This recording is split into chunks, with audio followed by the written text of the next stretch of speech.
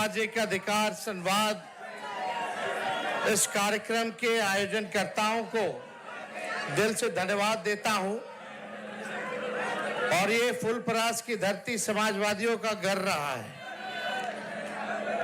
कर्पूरी ठाकुर जी की कर्म भूमि है और आज कर्पूरी ठाकुर जी के कर्म भूमि पर आदरणीय राहुल गांधी जी आए हैं। मैं आप सब लोगों की तरफ से सबसे पहले इनका स्वागत और अभिनंदन करता हूं।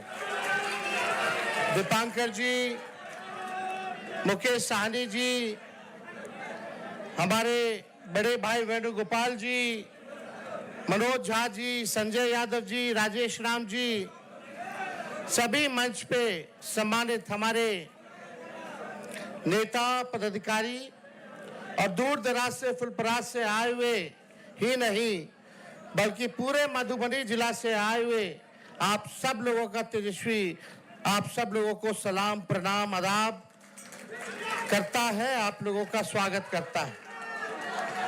देखिए, ज्यादा कुछ कहना नहीं है, पूर्व में वक्ताओं ने सारी बात जो है विस्तार से बता दी है। हमारा यात्रा किस मकसद से चल रहा है वो आप भी जानते हैं। लोहिया जी कहते थे और लालू जी भी कहते हैं उसको, वोट का राज मतलब छोट का राज।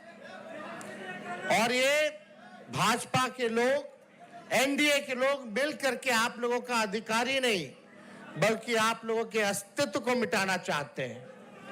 और हम सब लोगों को इस लड़ाई में एकजुट होकर के अपने अपने मत का, अपने अपने वोट का रक्षा ही नहीं करना बल्कि ये बेईमान जो लोग सरकार में बैठे हैं इनको उठा के हम लोगों को फेंकने का काम करना है।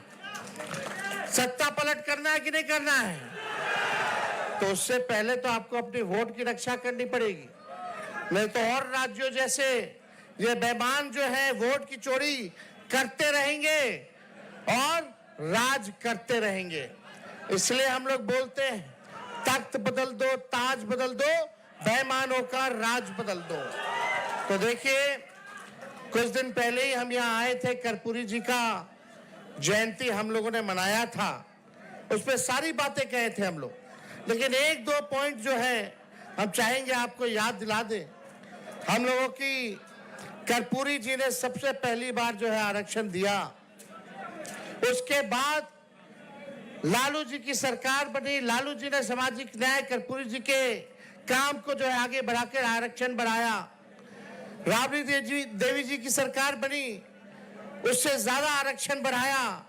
और जब हम लोगों की 17 महीने की महागठबंधन की सरकार बनी तो सबसे ज्यादा आरक्षण हम लोगों ने दिया और 65% आरक्षण हम लोगों ने बढ़ाया, टोटल 75% ईडब्ल्यूएस को मिला करके। हम लोग जानते थे ये भाजपा वाले आरक्षण चोर हैं, आरक्षण चोर, वोट चोर तो है ही, ये लोग आरक्षण चोर भी हैं। सरकार चाचा जी पलट गए, हमारे हाईजैक हो गए उधर, अब उनसे बिहार संभलने वाला नहीं है। अब दिल्ली से मोदी जी, अमित शाह जी सरकार चला रहे हैं, लेकिन इस उम्र में हमको उनकी फिक्र होती है। लेकिन एक बात तय है कि अब वो बिहार चलाने योग अब नहीं रह गए। रह गए क्या? तो आप लोग समझो कौन चला रहा है सरकार? भाजपा, आरएसएस।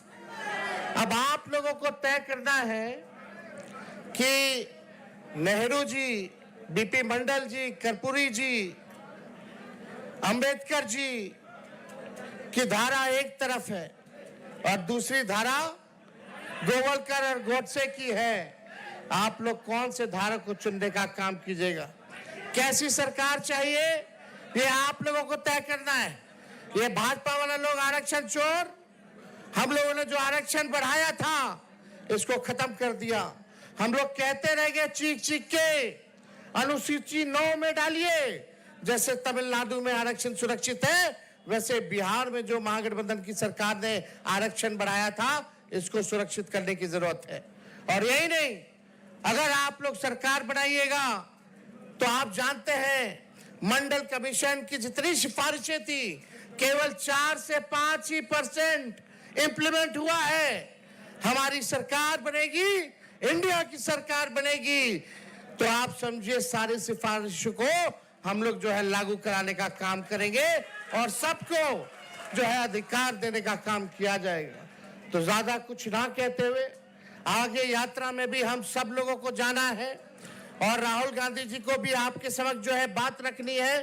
लेकिन एक बार बताइए, आरक्षण चोर कौन है? जोर से बोलिए। और वोट चोर? अब इन लोगों को हिसाब किताब बता देना है। 2 लोग गुजरात से तय करेंगे कि बिहारी का कौन कौन बिहारी वोटर होगा।